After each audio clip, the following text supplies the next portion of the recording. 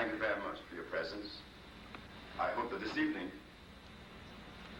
in taking this journey that we're about to take in the area of disease, of pathology, nutrition, of food, that we would make sense. If you want to make sense,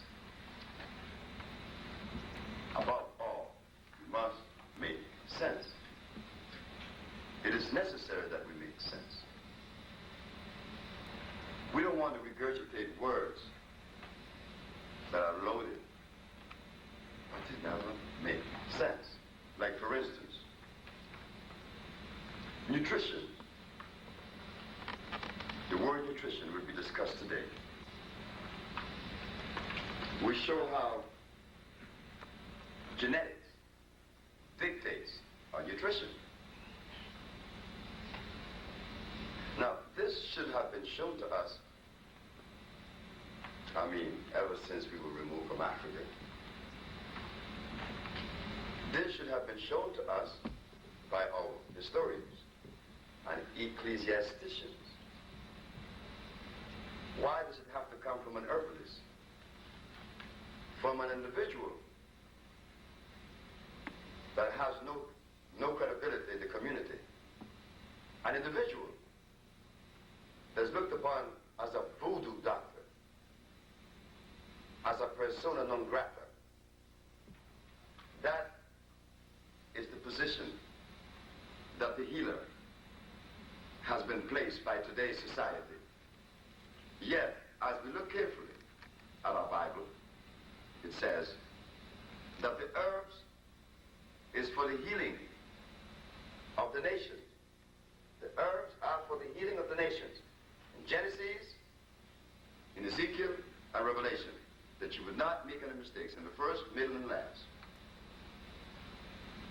So what is it that could be taking place that if someone comes with an entity that may diametrically oppose the one in existence, but yet equitable, why should that entity be looked upon as something other than complementary?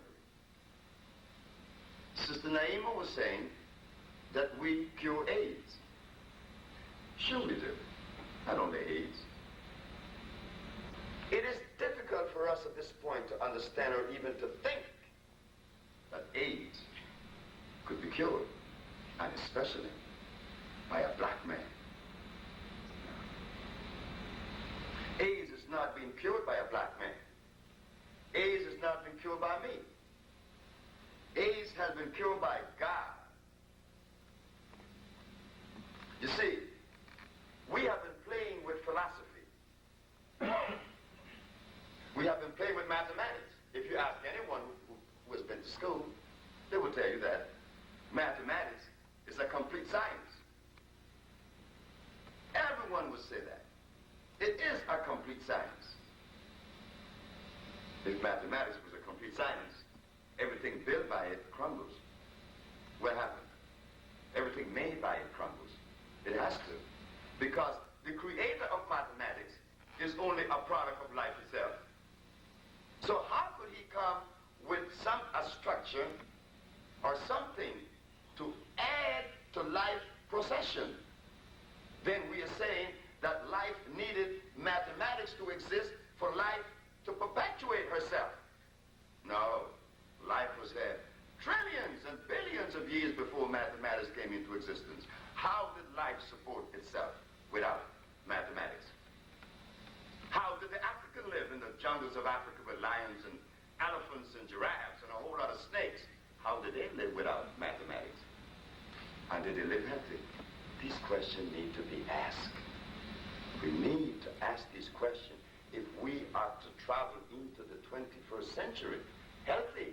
Because if we begin to take inventory and measure from where we at now, compared with that of our forefathers, we are at a deficit. We are at a gross deficit, in which, when we reach the 70, we're satisfied. No. Our ancestors lived hundreds of years. And there are people on this planet that I have visited throughout the world that live over 140 years on the average. Not an individual out of 10,000. I am talking about the average. I came back from New York once and I told someone that men in certain villages of South America fathered children in their hundreds. And then the man said that he had the milkman helping him. He had to say that. Of course he had to say that. Because from his perspective, it was all over with. So therefore, he assumed that everyone lived in that world with him. No. No, no, no, no, no. Each and every one of us in this room this evening, we are different. We see things different. We're not better. How could I be better than any one of you here? Didn't we came from the same gene pool? Didn't we all came from the same gene pool?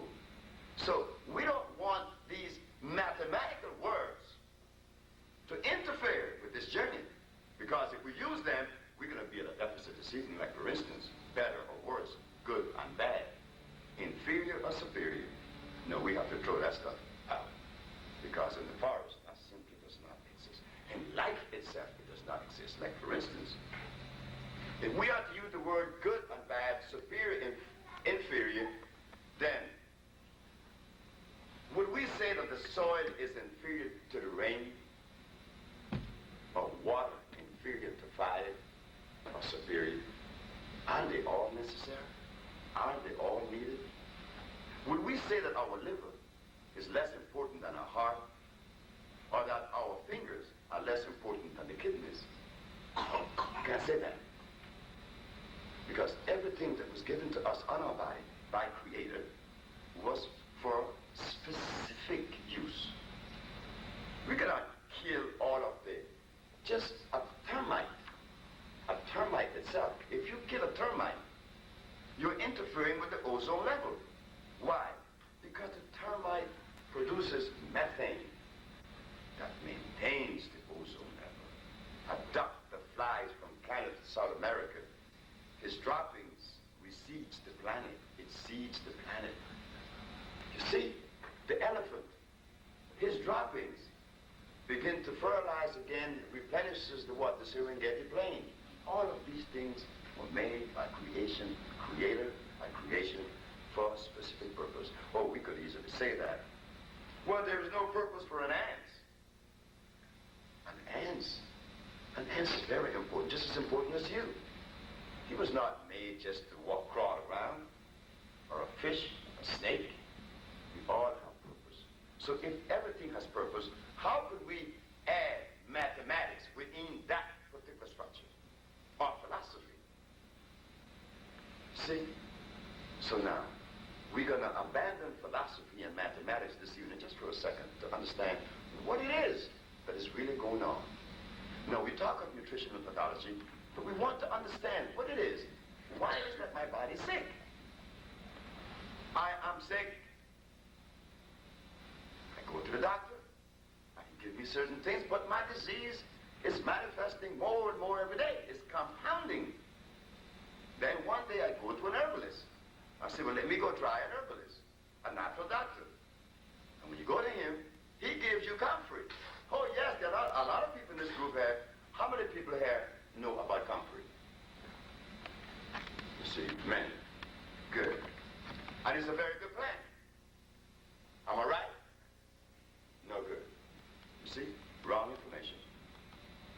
That is what we are talking about. See, we are told that comfrey is good because comfrey would knit your bones. Comfrey is known as consan, or knit bone. It is also known as what? As consuelda. Suelda consuelda in Spanish. But in reality, comfrey is dangerous. Comfrey will tie your bowels up